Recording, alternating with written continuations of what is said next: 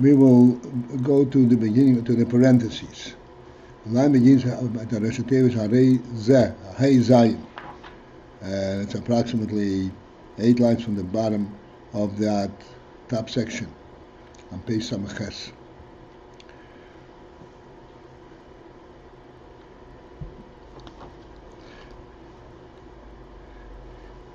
That the Rebbe explains that the projection that Ein Sof should ultimately have an effect in mido gvul, in a measured, in a limited fashion. Harei zeh mizgala, that comes to the forefront, that becomes revealed b'soiv ha'amshocha, at the end of this hamshocha, at the end of this whole process of the kav. B'hislapshus ha'oiris b'kelim, at the point when the oiris are mislabish, are translated in the kelim version. Another parenthesis, ukenoida, as is known, the bechol dovo, that in everything, iker hamitis inyone, the principle, iker means the principle, and amitis and the true of its function, of its purpose. Inyone, what is this about? Mizgale, that first comes to the forefront, besoiv ha'amshocha dafka, at the end of this hamshocha. At the very end of this whole process, dafka, and dafka means exclusively. That is only, this is where it becomes fully expressed.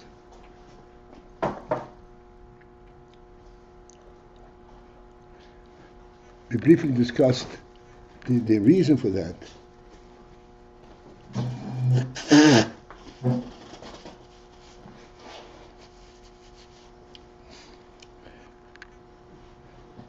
That any intentional hamshocha, any intentional process, the intent is what initially creates it. The intent is what initially initiates its whole process. This is very simple to understand. If you take your car to go someplace, what motivates your initial step to get into the car is the destination to where you want to get to. It is not the ride and the ride may take hours, but what gets you into the car is the destination. This is a very simple, practical illustration. Although in driving your car, it is possible a person should drive a car just to take a ride without a destination. But it gives us a sense of what the Rebbe is saying. In a real sense, when the hamshocha is an internal hamshocha, a meaningful hamshocha, it is the intent of it that motivates the initial starting point. And therefore, the initial starting point is what becomes fully expressed at the very end, because that is what initiated the process.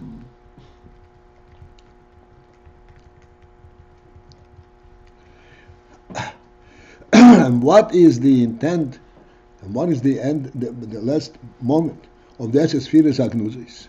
It is when the oiris are mislabish and kelim. And as we already discussed, kelim means that they are now translated entirely on a functional level. Not in terms of a personal, meaningful thing, just in the functional, what does it accomplish? Now, after the parentheses, the behold, the sphirot hagnuzos, this concealed as a spheres, and as we explained, that the word gnuzis means treasured, which means that they actually don't belong outside, they belong internally. They're treasured internally. However, they are 10 spheres. And explain the reason, the significance of 10 spheres. Why 10? Because 10 constitutes the structure for creation, from Chochmah, Bina, Das, and so forth. Which is why there is 10. Which means that even though the Gnusos, they already express an intent for ultimate revelation and creation. And therefore, this is what it says, even though that they are for the purpose, they have the carry in a very essential expression is lahoyer, to impact in a midol in a measured and a limited fashion. This is why the Esa spheres. These 10 spheres provide for the revelation of the oil in a very graduated and a controlled manner. This is why it is 10. Despite the fact that this is their intent,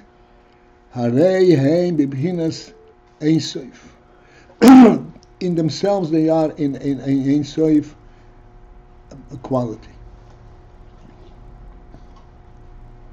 This is quite a contradictory statement.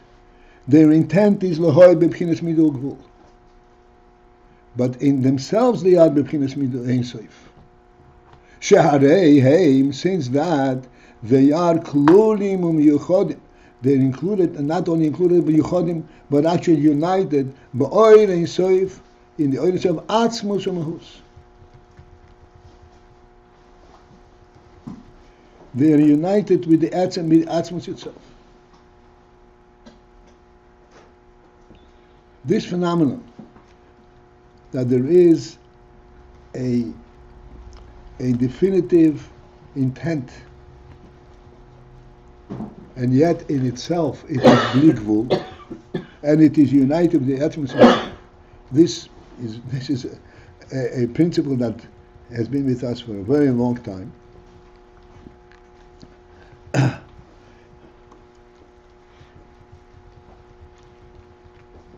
And the principle in the very two words, that within the Oyin Sof there is that intent and that content to be effective b'midol gvul in a finite and limited fashion.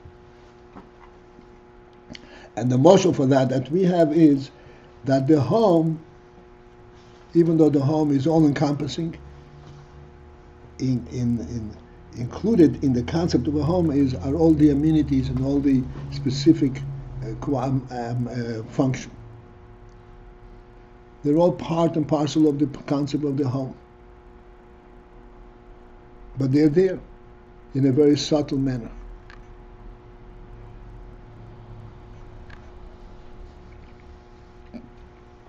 And they are there in a completely united, as we explained, that every function that a home has, like a table, a seat, a bed, all really properly belongs in the home, even though they could be used outside of the home. But where do they function in the richest and the most meaningful fashion is it is in the home. Because the home is what motivates, what gives significance to all of these activities.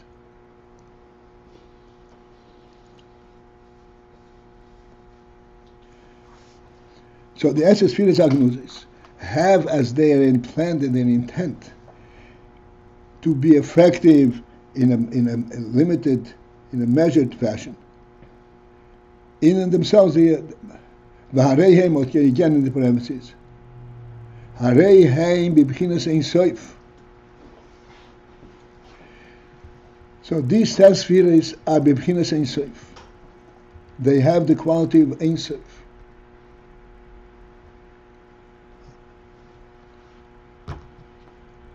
This Ein Sof element the Rebbe explains now specifically the element of Ein Sof as we have touched it throughout the learning. The union of Ein Sof in sphirot has two implications. And here is in brief some of these things that have been discussed. Hey mitzad atzma, both in and of themselves. In and of themselves means that they are in themselves limitless, Ein Sof. V'hei mitzad ha'iskalus, and also for the second point, mitzad ha'iskalus shalahem, for the fact that they are incorporated b'bchinas Ein Sof habli gvul, in the Ein Sof habli gvul. This is something which we discussed also, that the relationship to Ein Sof gives an element of Ein Sof in a something which is intended for a finite expression. It gives them the quality of Ein Sof, which is intended for a finite expression. Right.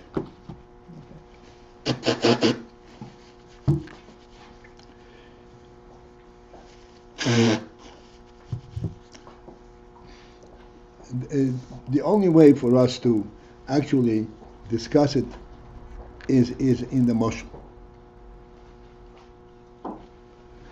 The moshel for this is, as we find, the best moshel is the home and all the amenities of the home.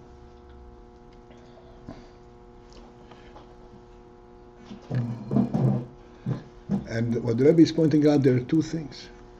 The amenities of the home, this is like, we say, a chair and a bed and a table. In the home.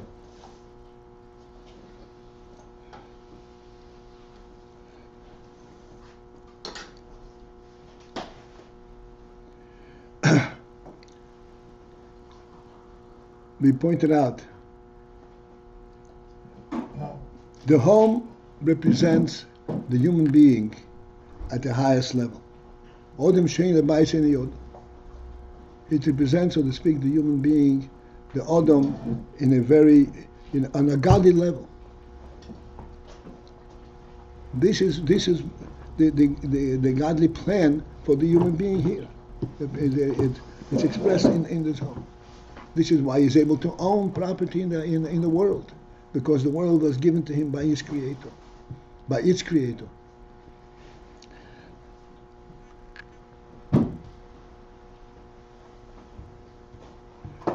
Why was a human being given that kind of a jurisdiction? Because he has a godly element in his very person. He has a godly neshama. But so many people say he's got the intellect. This in that he has the intellect is in a sense a subset of the intent for which he was created. He was created to transform the world. The intellect is the means by which he's going to transform the world.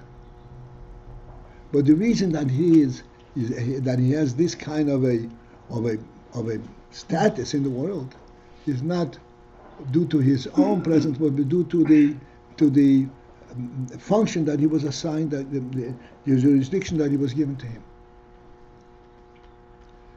So this is what the Rebbe said, that so the human being carries an element, a godly element, from two perspectives, both from the perspective of the intent for which he was created, and also in himself, because he's got an element, a godly quality in his very being. This is what the Rebbe said. The Esses Sphirot, in themselves, they're Esses Sphirot, they're Oyr Eleki. And at the same, also there's another thing that they associated with the Ein Sof, their source. This association also gives them an Ein Sof quality, because the association means that this is what they represent. Like the human being represents the creator of the world, not himself. I think this came out clearly this time. Correct? I know you. The human being is representative of a godly element for two reasons, two different ways. One is because of the mission on which he's sent, and the other is just by virtue of his being there. Yeah, of who he is, of what kind of creature he is. He has his intellect. And that is sort of so reflective of godly reality that it makes him godly, leaving aside mission for the moment. Just that's right. That view, okay. And that's, is that a muscle for? This is a muscle for these two things that he's saying. The sphirot agnuzes are b'chinas ein soif. In the parentheses, right? The line begins in parentheses, 5 lines from the bottom. Areihem b'chinas ein soif. The sphirot are b'chinas ein soif. They have the quality of ein soif. And this in that they are ein soif, there are two ways to explain it. Hein, both.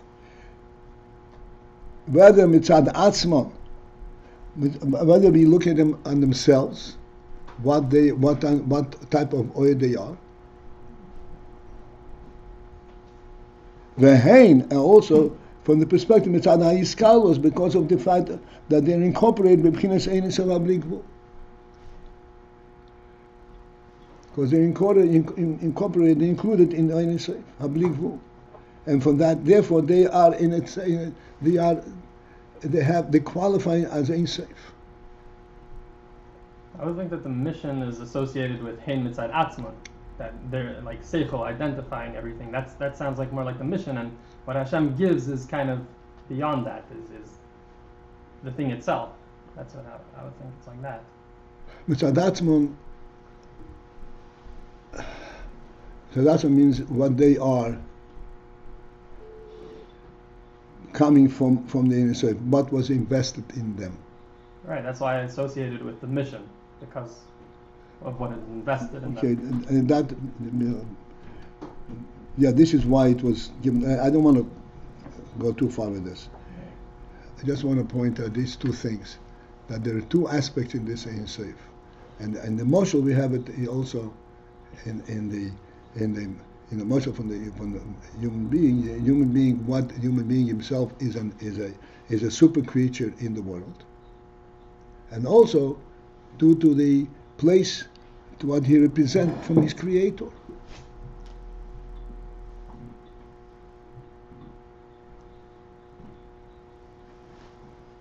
His connection to his creator gives him also a super presence in the world.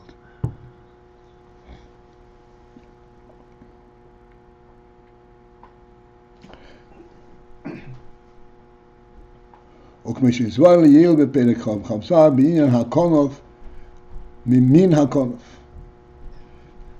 So in Perek, if you would remember, in Perek Chazayin, the Rebbe pointed out that the tzitzis is al kanfei bigdayim. Tzitzis are put on the edge of the garment, and we learn from this that it should be that the tzitzit itself should be not only on the konof, but it should be min hakonof. It should be of the same material as the konof itself, even though this is an external thing. It's attached to the konof. Nonetheless, there is this intrinsic similarity between them. That the tzitzit itself is also of the quality of the konof. It's made of wool. That's what the konof is. The tzitzit has to be made of the same material as the konof in which it is attached.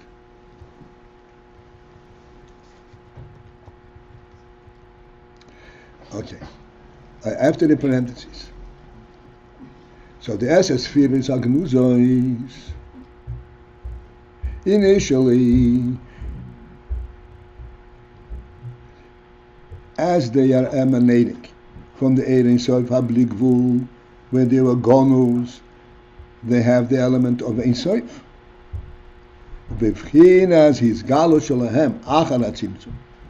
But in the effect of their his galus, of their surfacing, They can identify as spheres. Achar HaTzimtzum, after the Tzimtzum. Koidem shemislapshim b'kelim.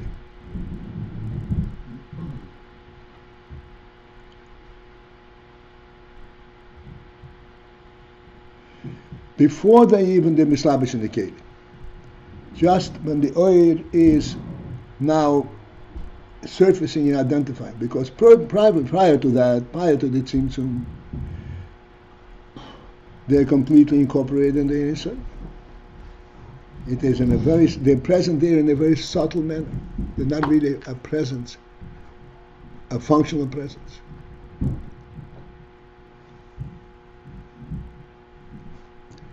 But then they surface as a result of the tzimtzum. In this surfacing, there are two stages. Before the mislabish in kelim,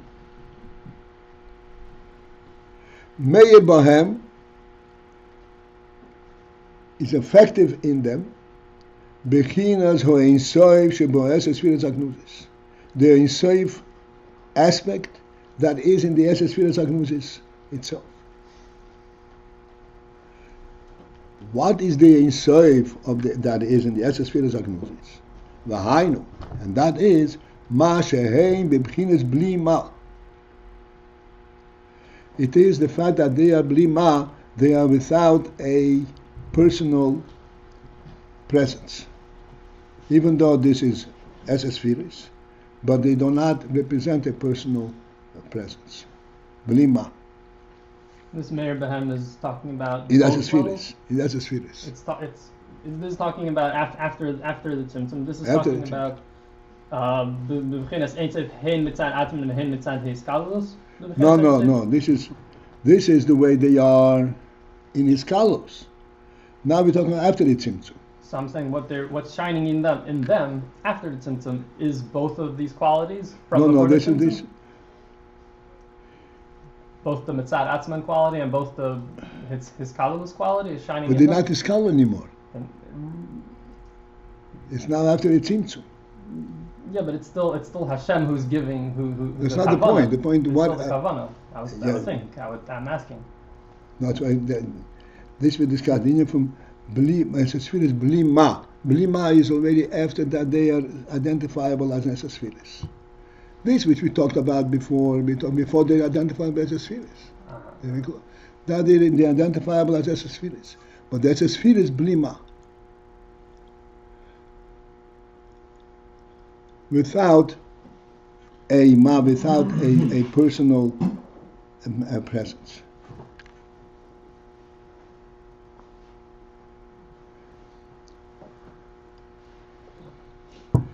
We gave the motion for that.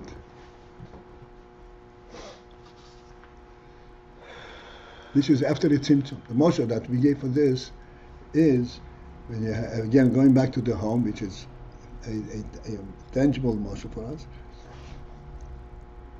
In the home itself, there are two stages, where the owner of the home is in the home, and when the owner of the home is absent. When the owner of the home is in the home, all the amenities of the home are not noticed.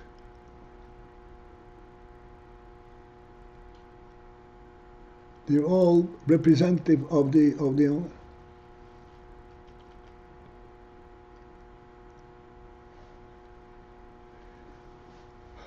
When he is absent, and you're observing this home,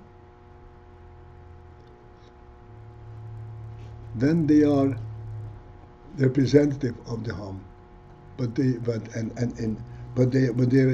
representative of the home by virtue of what they are, not by virtue of the owner of the home, by virtue of their own function. But their function is bli ma. In other words, they're not intended to be independent function. It is for the human being, like we had the mashal.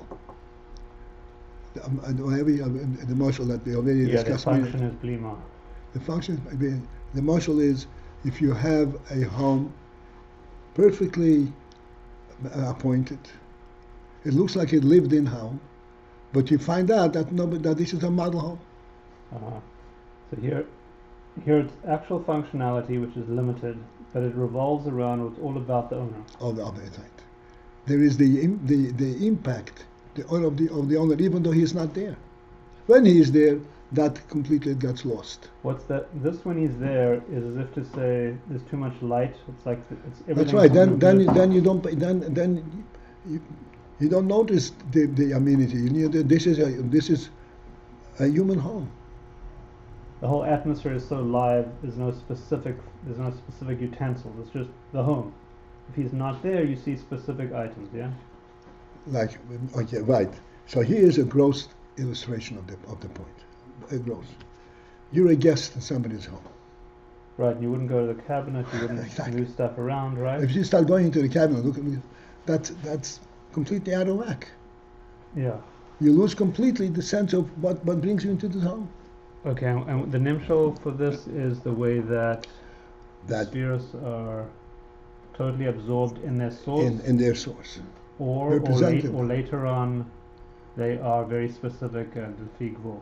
When he's absent, then ultimately the spheres can come in established in Kalim. That's the final stage. Okay. Okay.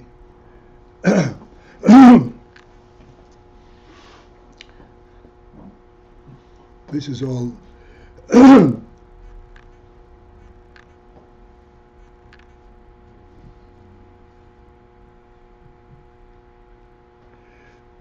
Okay, let's come around over here.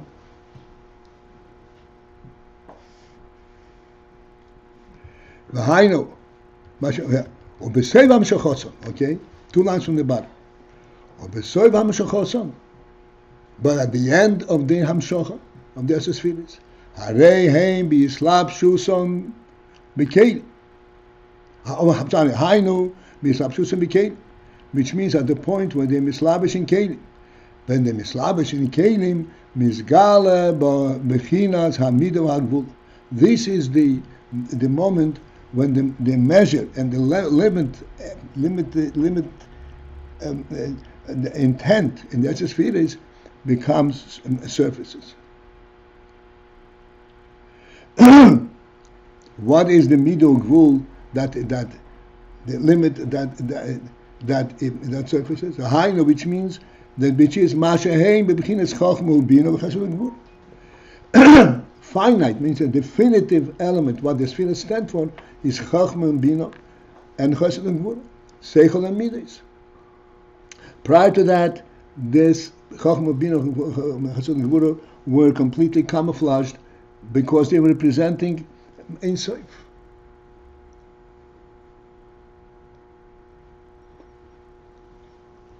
Like we said in our motion, the human being has all kinds of qualities, but the real thing is that this is a human being.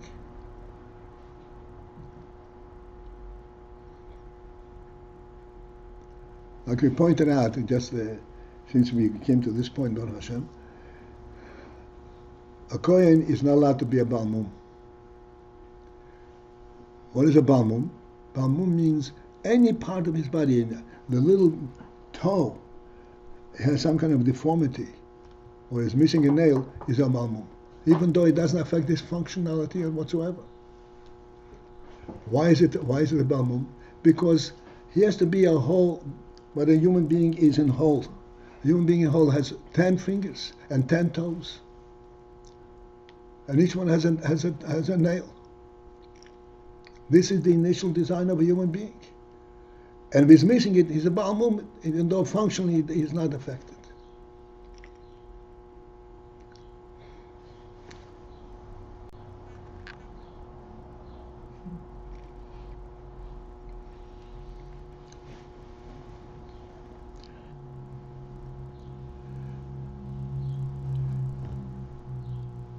So when there's a spheres and mislabish in the kelim, then this is where the definitive presence, what they stand for, which is chesed and gvura, and chochma and bina, becomes fully expressed. Because now they're effective in kelim.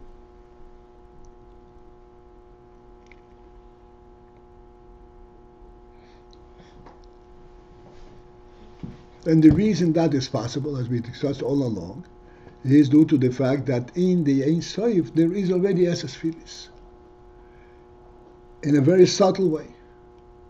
This is why it's possible for this oil to be mislabish in kelim. Okay, now this will continue on the second line. And this is an important, so to speak, mikol mokom. However,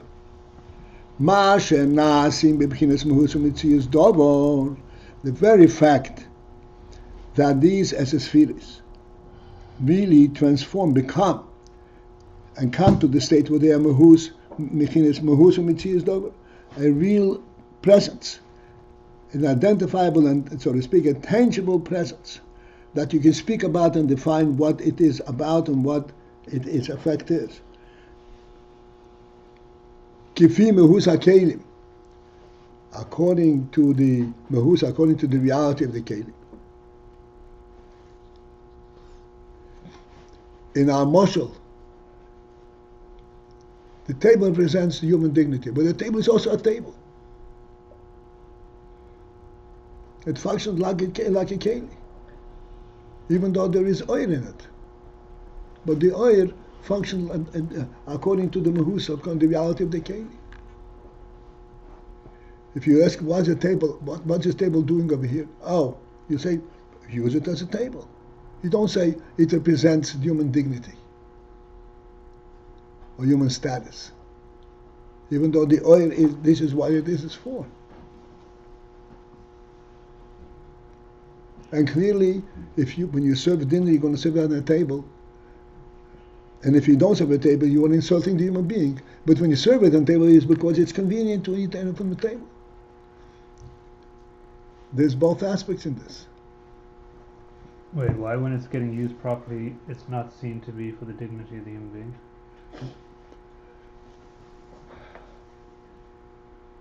Because, no, it is seen, but it's not exclusively. Oh. Because the kelim have a function. Function here meaning a sort of little, purpose. Small local purpose. Yeah. But the reason that they have that purpose is because of the human being, per se.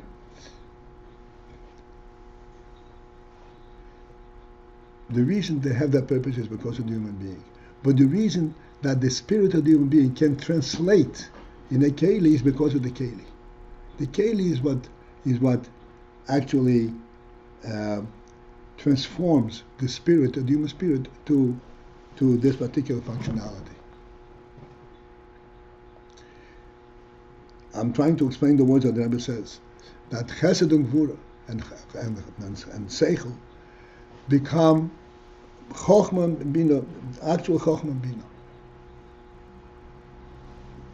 Even though they are initially Seichel, which is a nefesh flow, a nefesh representation, not a functional element.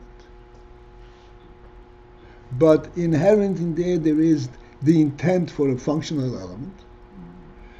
Ultimately, when they become defined as functional, it is due to the fact that they mislabish in a keli, meaning that the seichel is in the brain.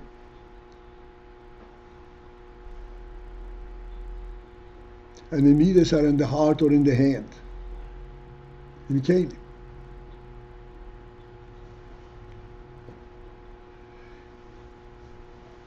It is the keli that brings out the reality of this oil, but there is oil in it. The reason that there is oil in it is because this oil exists in the very source also. This is how we go back and forth to point out that when ultimately it becomes a sphira, it is a combination of both. It is the keli that brings it out, or that create, and it is the keli is able to bring it out because inherently it is there in the source.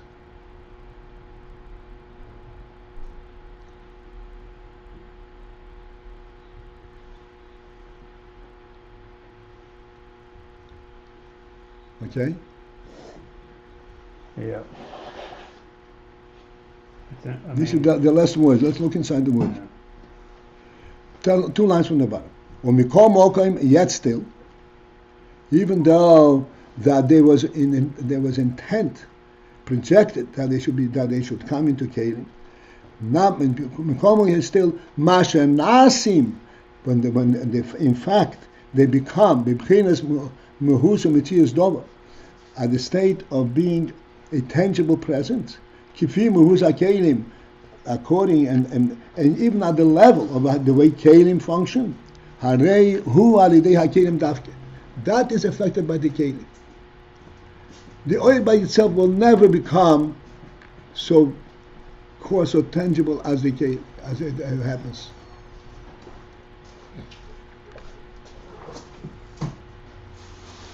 Let's put it in very simple terms. I'm picking up this phone. I'm picking up the phone because in my hand there is a koyach. A ruchen sich a koyach. This koyach would never pick up the phone. It is the koyach however picks it up. It is due to the fact that the koyach is in the hand, in the physical hand. And the koyach now becomes like the hand itself, like physical hand, has a physical force. The koyach is not the physical, but it's mislabish in the keli to the extent that it now keli. This is why it is able to function what the keli, to accomplish what the keli has to accomplish.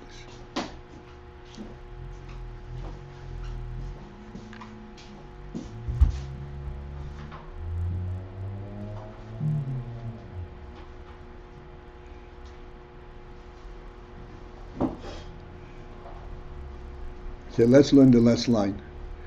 You're going back and forth, right?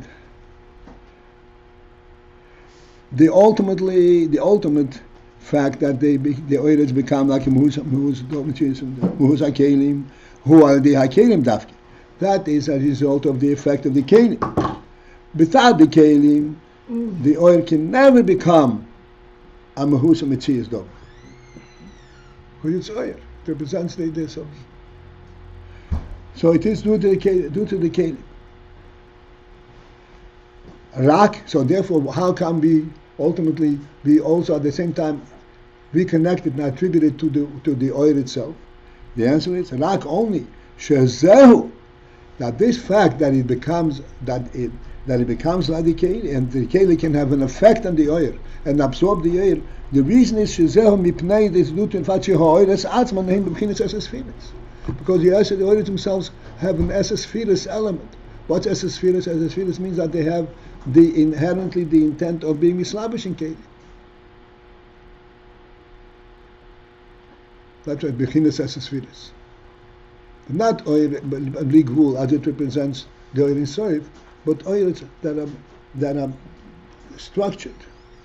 Sphirot. Sphirot means that there's a whole structure in their development. Because they have bechinas sphirot, this is why they're able to be established in the kelim. But ultimately, they function because of the kelim, not because of the oilers. This is what the Rebbe is struggling for the last whatever